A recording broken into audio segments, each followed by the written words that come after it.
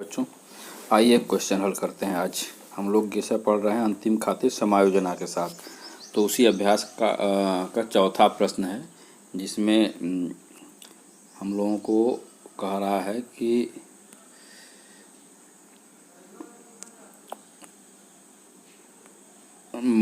Mohit and sons 31 दिसंबर 2016 को निम्नलिखित तलपट द्वारा उनका 31 दिसंबर 16 को समाप्त होने वाले को व्यापार और लाभानी खाता और आर्थिक चिट्ठा बनाना है। तो ये आपका एक ट्रायल बैलेंस दिया गया है, जिसमें सारी चीज़ें गई हैं, और नीचे जो है आपका ये समायोजन दिया गया है, एडजस्टमेंट दिया गया है आपका। और इसमें आपके 6 प्रकार के समायोजन दिए गए हैं, जिसमें है पहला, देनदारों पर 5% का अशुद्ध ऋण। देनदारों पे आपके 5% का अशुद्ध ऋण बनाना है। तो अब हम लोगों को क्या करना है, सबसे जैसे देख रहे होंगे इसमें हमने मार्क बना लिया है कि जो समायोजन है उसके साथ साथ चीज़ों को जोड़ दिया गया है। जैसे देनदारों पे है तो देनदार हैं ये, तो हमने ये बिंदी लगा लिया कि देनदार में हमको एडजस्टमेंट करना है। फिर कमीशन पर 1/3 भाग अगले वर्ष के लिए है, तो इसको भी हम लोग कर लेते हैं। तो कमीशन है, यहाँ मार्क कर लिए कि हाँ ठीक है, कमीशन में एडजस्टमेंट करना है। फिर आपका सामान्य व्यय है, आपके सामान्य व्यय 400 रुपया बीमा का है। तो जो ये सामान्य व्यय का है आपका, ये सामान्य व्यय यहाँ पे है, तो सामान्य व्यय पे हमने कर लिया कि हाँ ठीक है, ये सामान्य व्यय पे हमने एडजस्टमेंट करना है। फिर है अदत्त वेतन है, अदत्त वेतन, तो वेतन वाले में कर लिया कि इसको समायोजित करना है। भवन पे 5% और मोटर गाड़ी पे 10% का ह्रास करना है, यानी कि भवन पे और मोटर गाड़ी पर आपको करना है। और फिर रहतिया तो आप करते ही रहते हैं, इसको पता ही है आपको। तो इस तरह से आपको बना लेना है कि देनदारों पे करना है, कमीशन पे करना है आपको एडजस्टमेंट। तो ये इस तरह से मार्क कर ले, जब क्वेश्चन हल करेंगे तो आपको सुविधा होगी कि हाँ हमने जो है ये चीज़ें कर लिया। इन खातों के साथ जो है, इन मदों के साथ हम लोगों को वो करना है, एडजस्टमेंट करना है। तो आइए शुरू करते हैं। तो जैसे कि अब आपको पहला है आपका फर्नीचर। तो फर्नीचर सीधी सी बात है कहाँ जाता है, तो हम लोग यहाँ देखिए बनाए हैं। एक तरह से सवाल आपका हल कर दिया हूँ मैं, ताकि आपको आसानी हो। जैसे कि फर्नीचर की बात कर रहे थे, फर्नीचर हमने यहाँ लिख दिया, फर्नीचर आ गया। अब आगे बढ़ते हैं। अब दूसरा है आपका मोटर गाड़ी। अब मोटर गाड़ी और भवन पे आपको एडजस्टमेंट करना है। तो कह रहा है कि भवन पर 5% और मोटर गाड़ी पर 10%, यानी मोटर गाड़ी का जो मूल्य है, ये आपका मोटर गाड़ी अगर देखें तो मोटर गाड़ी आपका 25,000 का है। तो 25,000 का मोटर गाड़ी पे 10%, यानी कि आप इसको कैलकुलेट कर लेंगे। 25,000 का 10/100, तो इस तरह से आप परसेंटेज निकाल सकते हैं।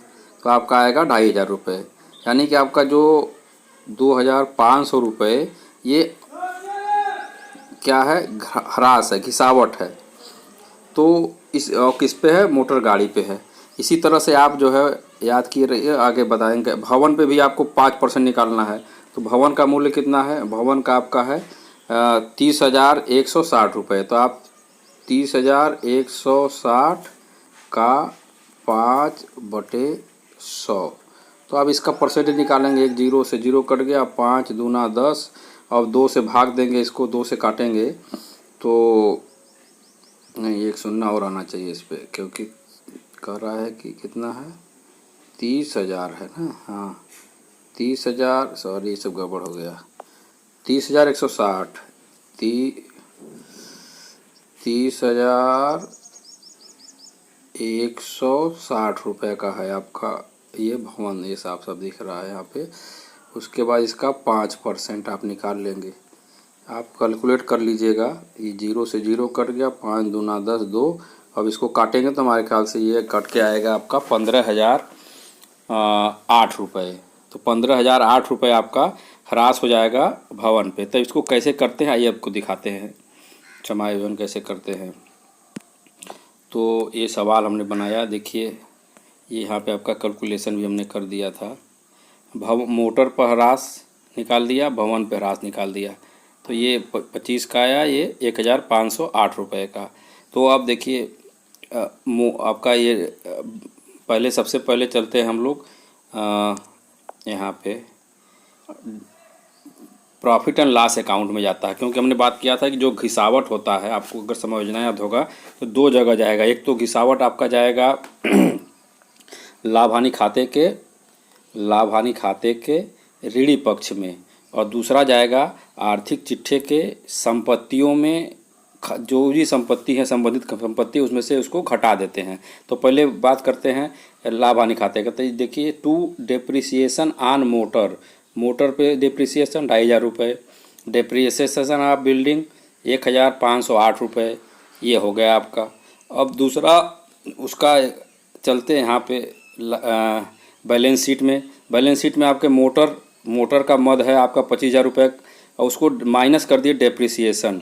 हमने मोटर का ह्रास निकाला हुआ है, ये 2500 रुपये, इसको माइनस किए तो 22,500 इसके अमाउंट में आ जाएगा। इसी तरह से आपका बिल्डिंग भवन पर है, भवन का ये 30,160 रुपये, उसमें से डेप्रिसिएशन माइनस कर दिया 28,000, तो ये भवन का ह्रास घटा दिए। तो इस तरह से आपका दो जगह आपने समायोजन कर दिया, प्रॉफिट एंड लॉस अकाउंट में हो गया और बैलेंस शीट में हो गया। ठीक, आगे बढ़ते हैं। अब आप फिर से आते हैं इधर तलपट में। तो अगला जो हमने यहाँ तक कर लिया था ये हो गया। पूंजी का आपको पता है कैपिटल है, तो पूंजी आपका बैलेंस शीट में चला जाएगा, बैलेंस शीट में कर लेंगे तो ये भी तो हो ही जाएगा। अशुद्ध ऋण और अशुद्ध ऋण संचिति, इसको बताना है। चलिए इसी को शुरू करते हैं। ये आइए अब चलते हैं हम बैलेंस शीट यहाँ पे। तो जैसा कि बात किए, कैपिटल की बात हो रही थी, पूंजी आपका लाइबिलिटी साइड में हमने 50,000 रुपये लिख दिया। चूँकि प्रॉफिट इसमें जोड़ते हैं इसलिए अभी बाद में इसको ऐड करने के बाद यहाँ पे आएगा, फिलहाल के लिए पूंजी यहाँ पे लिख दिया। और दूसरा तरफ आता है आपका जो बैड डेब्ट था, अशुद्ध ऋण आपका प्रॉफिट लॉस के डेबिट साइड में आता है, क्योंकि अशुद्ध ऋण आपका खर्चा होता है। तलपट में चूँकि अशुद्ध ऋण दिया गया है तो वो तलपट की बातें आगे तलपट में आ जाता है, 500 रुपये DL इसके साइड में। और आगे है अशुद्ध ऋण संचिति। अब ये बात आती है कि ये क्रेडिट साइड अशुद्ध ऋण संचिति की, इसका मतलब ये होता है अगले साल जो हमने रिजर्व रखा था अशुद्ध ऋण, डाउटफुल बैड डेब्ट और डाउटफुल डेब्ट के लिए, वो बच गया। उसमें से पूरा हमने 800 रुपये हमको वापस आ गया। हमने दुविधा लगाया था कि हाँ ठीक है, हो सकता है 9 संदेह व्यक्त किए थे, लेकिन उसमें से 800 रुपये आ गया। तो अब क्या करेंगे? हमने एक फार्मूला आपको बताया था, उसमें समायोजन में देखे होंगे कि बैड डेब्ट plus new old reserve plus new reserve minus ये रिजर्व ओल्ड रिजर्व, इस तरह की चीज़ें थी। तो उसको जो है यहाँ पे उसी चीज़ को किया गया है। देखेंगे तो आप यहाँ पे आपको ये दिखा दें। यहाँ पे बैड डेब्ट आपका जो है, बैड डेब्ट हो गया 500 रुपये, न्यू रिजर्व आपका है 800 रुपये और ओल्ड रिजर्व आपका है 800 रुपये।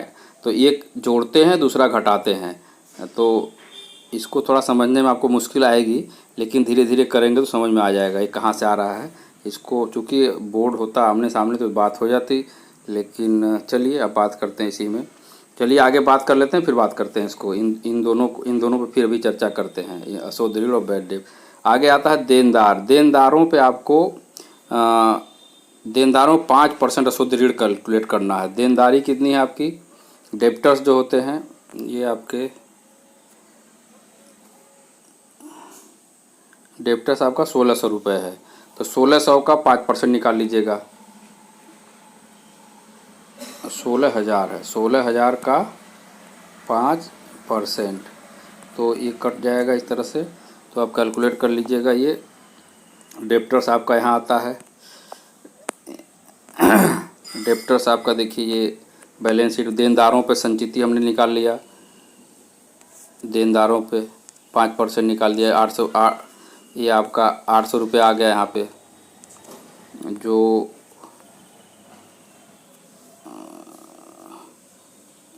और ये डेब्टर्स होते हैं, डेब्टर में से घटा देते हैं न्यू रिजर्व को। हमने समायोजन पढ़ाया था, अगर आप लोग याद किए रहे होंगे तो मालूम हो जाएगा। 16,000 में से 800 रुपये माइनस कर दिए तो 15,002 आया। और ये जो न्यू रिजर्व आया है, न्यू रिजर्व आपका बैड डेब्ट में हमने इंक्लूड किया था अभी। बैड डेब्ट में ये न्यू रिजर्व जो है जोड़ देते हैं और ओल्ड रिजर्व को घटा देते हैं। तो 800 रुपया जो हमने कैलकुलेट किया था देनदारी, ये देनदारों के लिए संचिति, देनदारों के लिए संचिति जो किया गया है, ये जो है 800 रुपये वही आपका वहाँ पे पहुँच जाता है। ठीक, आगे बढ़ते हैं। प्रारंभिक रहतिया, जैसा कि आप लोग अगला लेनदारों का तो डेप्टर्स है आपका बैलेंस शीट में चला जाता है, बैलेंस शीट के एसेट लाइबिलिटी साइड में चला जाएगा। प्रारंभिक रहतिया आपका टू ओपनिंग स्टॉक करते ट्रेडिंग अकाउंट में चला जाएगा। परचेज क्रय और सेल दोनों चला जाएगा ट्रेडिंग अकाउंट में। बैंक अधिविकर्ष, बैंक ओवरड्राफ्ट आपका चला जाता है बैलेंस शीट में चला जाएगा। फिर है विक्रय और क्रय वापसी, ये दोनों भी चला जाता है ट्रेडिंग अकाउंट में।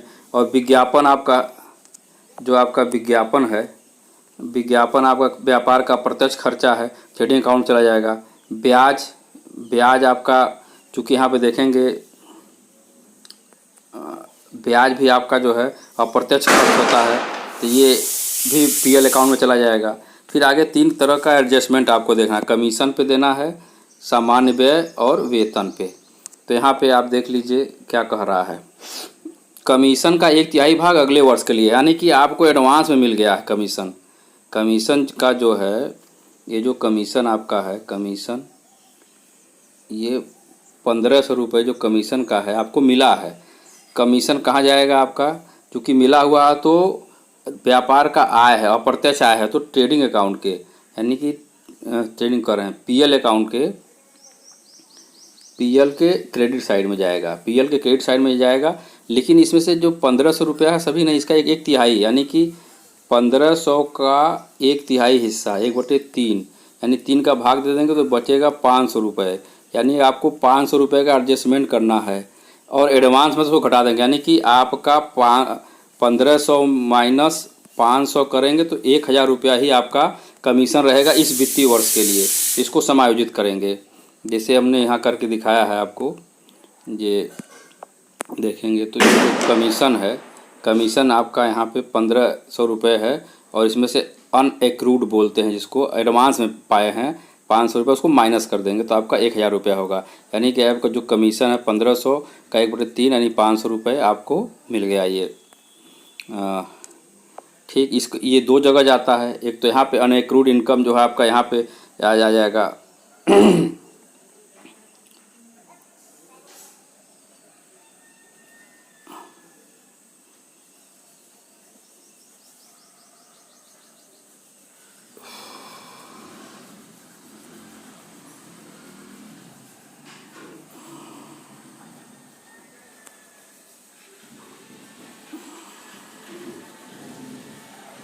चलिए आगे बढ़ते हैं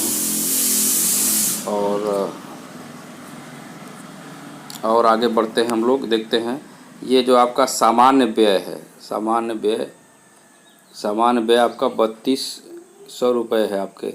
और इसमें क्या करा, सामान्य व्यय में 400 रुपया पूर्व दत्त है, तो इस 400 रुपये को भी एडजस्ट करना होगा। देखिए कैसे एडजस्ट किया गया है सामान्य व्यय। जनरल एक्सपेंसेज में 3200 रुपये का आपका जनरल एक्सपेंसेज है आपका, इसमें से 400 रुपया प्रीपेड है तो इसको माइनस कर देंगे और इस 400 रुपये का आपको इधर भी एडजस्ट करना होगा। ये देखेंगे आपका प्रीपेड एक्सपेंसेज 400 रुपीज़ यहाँ पे आ गया है। तो इस तरह से ये चीज़ें हो गई। और आगे बढ़ते हैं तो आप अगला है आपका वेतन। सैलरी में सैलरी आपका 13,200 रुपये की सैलरी है। इसमें कह रहा है कि वेतन का अदद यानी आउटस्टैंडिंग है 1200 रुपये, अभी देना बकाया है 1200 रुपये, यानी कि इसको करें तो 13,200 में से 1200 रुपये आपका ये माइनस कर देना होगा। तो 0 0 0 और ये 12,000 रुपया, यानी कि ये इतना आपका आउटस्टैंडिंग बनेगा। इसका समायोजन कैसे करते हैं भी देख लीजिए। ये आपका सैलरी आपका इसमें आता है, सैलरी पीएल अकाउंट के डेबिट साइड में जाएगा सैलरी। तो 13,200 में से आउटस्टैंडिंग सैलरी निकाल दिए 1200 रुपये, तो नहीं सॉरी जोड़ना जाता है ना, हाँ आउटस्टैंडिंग जोड़ा जाएगा, तो ये 14,400 रुपये आ जाता है। और इसको आपका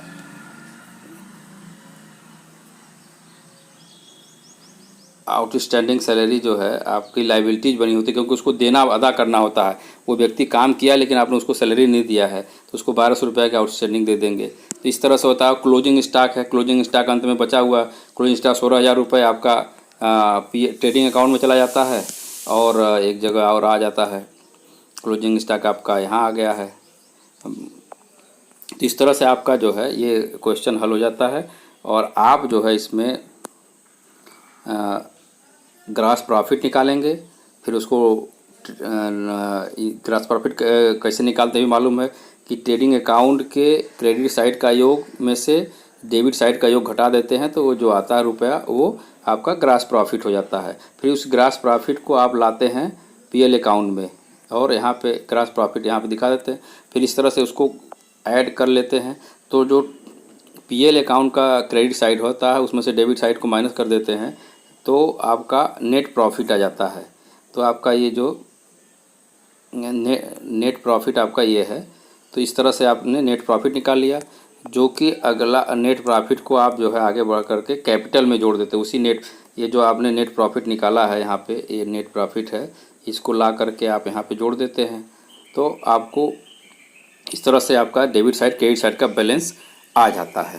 तो इस तरह से हम लोगों ने पूरा समायोजन कर लिया है और समझते हैं कि कोई समस्या आएगी तो फिर बात करिएगा और मैं इसको क्वेश्चन फ़ोटो इसका भेज दूंगा, आप देख करके इसको हल कर लीजिएगा। कहीं कोई समस्या आएगी तो